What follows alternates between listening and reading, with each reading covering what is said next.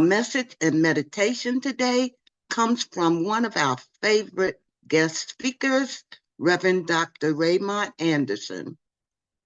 Reverend Raymont is an ordained Centers for Spiritual Living minister and serves as the founding minister and the spiritual director of the Center for Spiritually Integrated Arts, which is a Centers for Spiritual Living teaching center.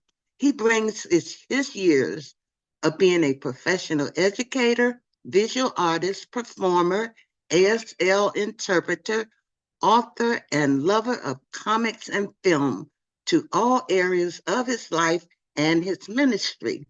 When he is not teaching, speaking, writing, creating, performing, etc., he loves spending time with family, which includes harassing his amazing grandkids. And now, here's Reverend Raymont. Good morning, everyone. Namaste and greetings, Unity of Fredericksburg. What's up, people? How is it going? So, first, Reverend Cheryl, thank you for the invitation to be with you all and, to share in this transformative moment in time, in space, in the divine. And so if we are ready, well, you know what, ready or not, here we come. So let's go ahead and dive on in. But before we do, I want us to keep three key words in the forefront of our minds as I go through today's message. Courage, curiosity, and compassion. Keep those words in the forefront of our minds. And so now, as those words are there, let's consider the following questions and think about how you might answer these. Number one, what does it mean to be social? What does it mean to be antisocial? How would you define well-being? And how would you determine at what point is well-being no longer well-being? What is the rubric by which we are measuring, as long as it's this far, it's like the kind of idea, at what point is south no longer south, but south is now north? It's that kind of idea. So at what point is well-being no longer well? Now, the reason we're talking about this, social, antisocial, well-being, not so well-being, the opposite of well-being, is because there is this realm of relationship where we don't like people. There are certain people that they push our buttons, they trigger us, they make us feel, we have phrases like, oh, they just get under my skin. Is that right? So you're telling me that your grandmama is like a tick? Is that what you're saying? Because she gets under your skin? Well, it's anytime she talks about A, B, or C, it just rubs me the wrong way, right? Like we have all these kinds of phrases that reference this idea of it's them, they're the problem. If they would just stop doing what they're doing, then I would be comfortable, I would feel good, etc. And yet, in this expansiveness of what it means to be, what are we? You say we're what? We're human beings having a spiritual experience. Well, Reverend Ray always says we're spiritual beings having a spiritual experience that we call human.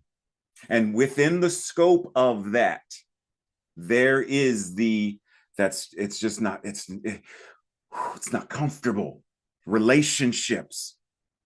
So pause and breathe. And let those three words once again come to mind. Pause and breathe.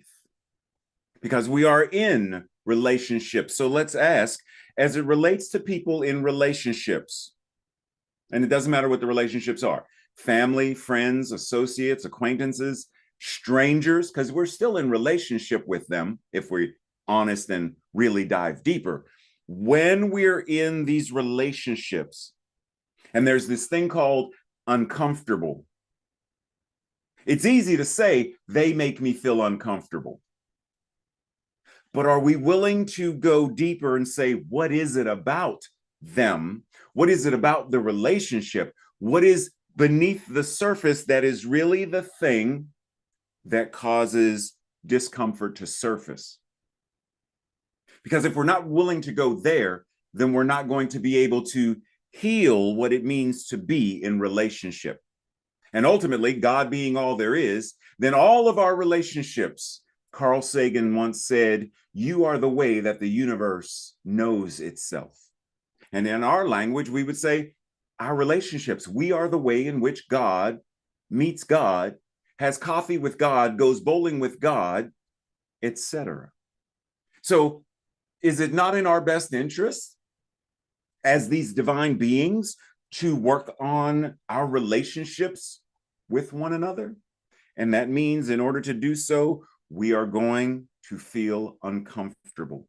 What is it about these people? What is it about the relationships? What is it about whatever that pushes us into the realm of, oh, whoa, whoa, whoa, wait, I'm not comfortable here. I don't like, breathe.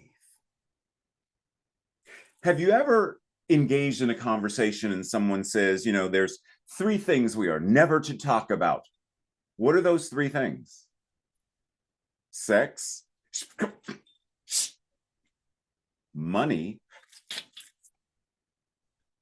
and that P word, politics. We are not supposed to engage in conversation about these 3 things. But have we ever really, and I mean really, explored why not? Why are we not allowed, quote unquote, to engage in conversation about those 3 things? It's because those 3 things tend to polarize us. Those 3 things tend to drive a wedge between us. They segregate us. They separate us. They divide us. But why? Are we willing to really go into the, what is it about this that says we can't do this? We shouldn't do this. It has often been said that this time that we are in is one of the most polarizing and divisive times we have ever been in. And since we're in New Thought and we know that what we deal with is consciousness as cause, we simply can't stop with, well, we can't stop there. What is it in consciousness? What is causing this divisiveness? What is in consciousness? I'm not talking about those 3 words. I'm not talking about on the surface of what's causing them. I'm talking about in consciousness. What are the beliefs that someone has to have? What is the mental equivalent that someone has to have in order to create an other, in order to create a them? And when I say an other or a them, I mean to create the other and the them as though they are bad, they are wrong, they are whatever that is. They're on the other side of the train tracks. And not just the other side of the train tracks, they're on the wrong side. I'm talking about that. Are we willing to go into consciousness regarding that to identify, 1, in consciousness, what created the train tracks? 2, in consciousness, what divided one side as the right side and one side as the wrong side in consciousness? What is the belief system? What is the mental equivalent that created that put that into motion? And if we are identifying that it is not effective, it is not the most life-affirming way to express our lives and our relationships, are we willing to change it? And changing it means we must engage in the practice of relationship around the things that make us uncomfortable.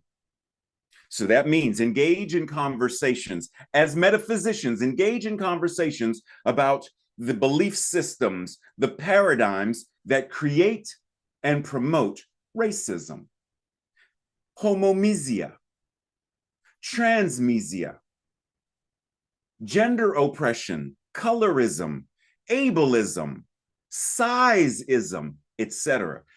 Have the conversations as metaphysicians to identify what is the mental equivalent regarding these things that is causing us to separate, segregate, and isolate. See, it's easy to talk about how COVID separated us. You've got to be 7 feet away for safety purposes, wear a mask, isolated, segregated, separated. Yeah, I got that. And yet, once COVID and all of the things related to that started to dwindle, the emotional separation, isolation, and segregation continued. And for many, it continues now, especially when we get into the realms of all of the other, quote unquote, political things that we latch on to as the so-called reason. But it can't be the reason. Not if everything begins in consciousness. That means there's a belief about that. That means there's a mental equivalent about that. So if we're going to evolve into what it means to be a world that works for all, then we have to challenge ourselves to step into the realm of discomfort. We have to be willing to have uncomfortable, courageous, curious, and compassionate conversations. We have to engage in interventions. In the same way that people will stage an intervention for someone in the family who is addicted to opioids or alcohol or anything else, it's time to have an intervention that breaks up the pattern of thought, that breaks up the mental equivalent, that breaks up the consciousness of separation, segregation, and isolation based upon someone's size, the number on a scale, someone's method of mobility, etc. Rather than those things being the push away, how do we bring in? And I know that there are those who I don't want to have a conversation with them. I got that. But let's bring to mind people like Daryl Davis, jazz musician. He is an African-American gentleman who has made it his mission to have conversations and befriend members of the Klan. You heard what I said. He's an African-American man. He is a Black man who has conversations with members of the Ku Klux Klan.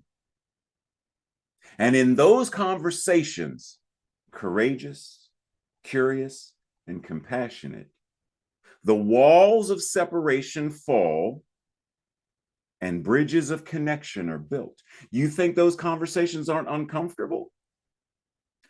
I'm having a conversation with a member of the KKK. You think that's not uncomfortable?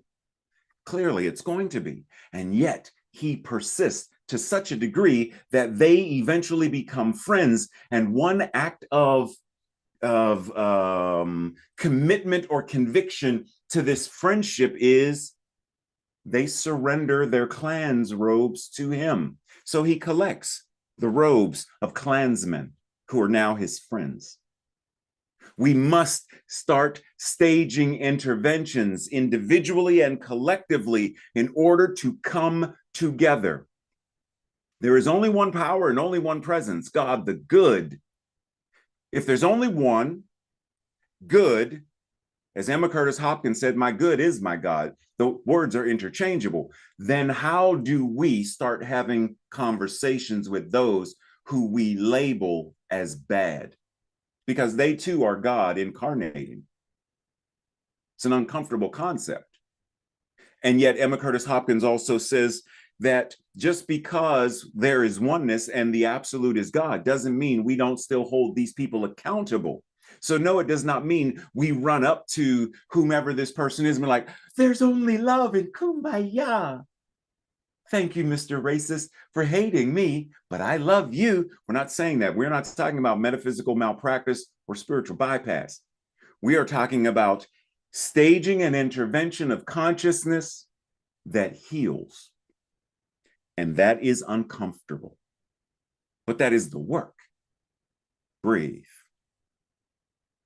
Because I know there are a lot of folks who love the idea that ignorance is bliss, and yet it is not. And we know this when it relates to things like termites in our home, no one's going to say, well, the termites are eating the foundation of my home, and I would rather not know. Well, eventually you do realize they're going to have enough of the eating in the house.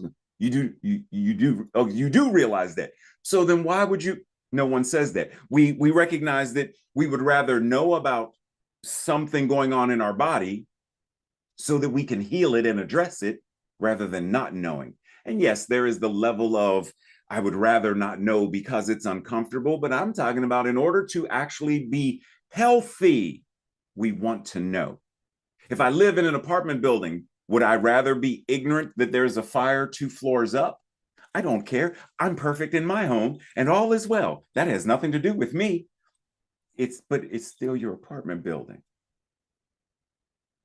Breathe. Because our invitation is to step into, what does it mean to be in relationship? What does it mean to really go all in with courage and curiosity and compassion so that we are building bridges of love, of what it means to actually heal or be healing. See, healing in community means that we individually and collectively practice this idea that is within African, and it's an African concept, and it's within the African culture and the African American culture, and the word is Ubuntu, and it means I am because we are.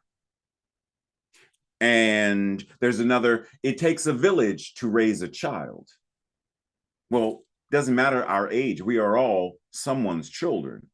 Both of my parents have made their transition, but that doesn't mean I'm not still a child, their child, just because they're not on this side of life before, after life, after life, after life.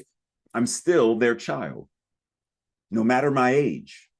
It takes a village to raise a child. Well, if that's the case, then how do we as the village come together to raise consciousness, to engage in the healing process, no matter what the person is addicted to?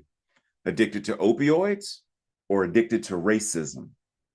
Addicted to alcohol or addicted to homomesia? Addicted to work or addicted to ableism? Doesn't matter the addiction. Are we willing to engage in the process of what it means to be a healing community? S. Kelly Harrell says, we don't heal in isolation. We heal in community. We heal in community. So what is our invitation then? To start making more healthy choices regarding our relationships, our relationship with our own selves. Do I know when I am dysregulated? Do I know what it feels like to be triggered? Do I understand? Am I willing to do the self-care that puts me in a position where, okay, I'm okay, I was triggered, and I reclaim my breath. I get back into, I get my vagus nerve and everything. I get myself in order. Okay. I'm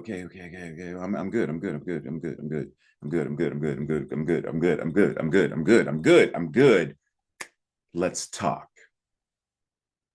Let's start to do what we need to do to shift the energy to move into, because Reverend Dr. Martin Luther King Jr. reminded us that injustice anywhere is a threat to justice everywhere, because we are caught in an inescapable network of mutuality. We are tied in a single garment of destiny, and whatever happens to any one of us directly affects all of us indirectly. This is why Mamie Till Mobley said at one point after Emmett Till, her son, was murdered, she said, I was comfortable in Chicago. I had my own apartment and all was well till they killed my son down south. And I realized that whatever happens to any of us in the world had better be the business of all of us. We are intimately connected one to another. So our invitation, once again, individually and collectively, is how do we engage in the practice of consciously exploring what is my mental equivalent around whatever this uncomfortable thing is, this uncomfortable group, this uncomfortable concept, this uncomfortable, whatever that is.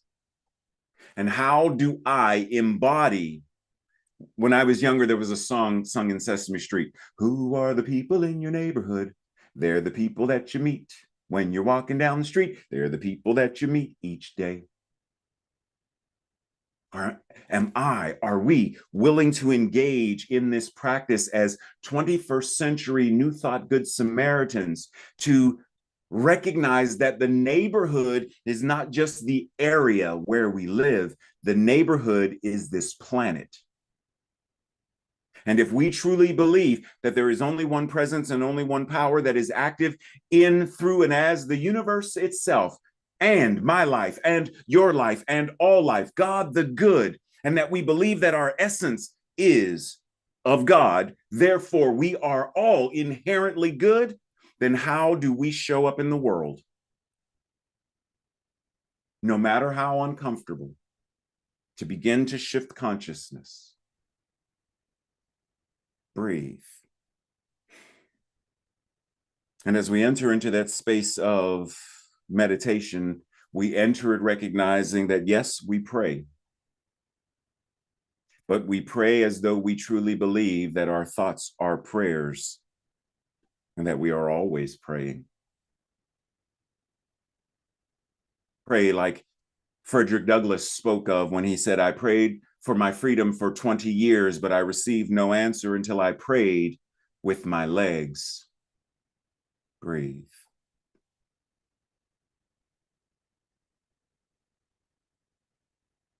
Pray in a way that we are the active embodiment of love, compassion, curiosity, and courage.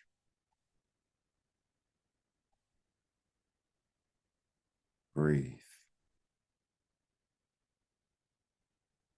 We breathe, recognizing and knowing that in the absolute, no, there is no racism, sexism, or any of those separating factors in the absolute. But in the relative, there is the experience of them. And yet we have the capacity to heal, to eradicate, to eliminate all of those ills, all of those systemic diseases. No matter if it's a food apartheid, which denies people affordable, nutritious food, no matter if it's people who have no access to clean drinking water, no matter if it's war, it doesn't matter what the systemic ill is. We have a spiritual practice. We have a spirituality, a path that affords people a way to heal, to build, to come together. Breathe.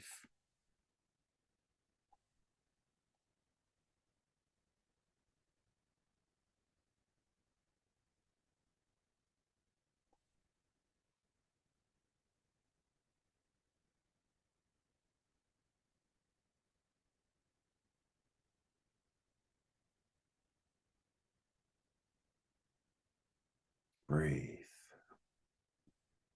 Breathe, because even the thought that I'm called to be an agent of change, I'm called to be a 21st century New Thought Good Samaritan, I'm called, can be uncomfortable. But if we are truly going to say, yes, there is peace on earth, and it has begun with me, then we are invited to step into the now there is peace on earth because it began with me. Then we are called to step into a new energy of there is no God separate from us. God is not simply within us. We are the lived embodiment of the divine.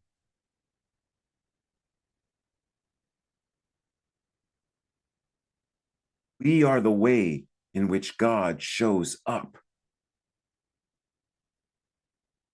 We are the way in which healing shows up.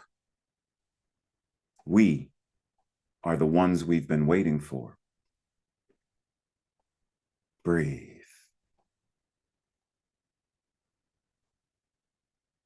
And as we come out of our meditation, we come out with a revived energy of courage, curiosity, compassion. And in so doing, we change the world. Breathe. And so it is. Much love and appreciation.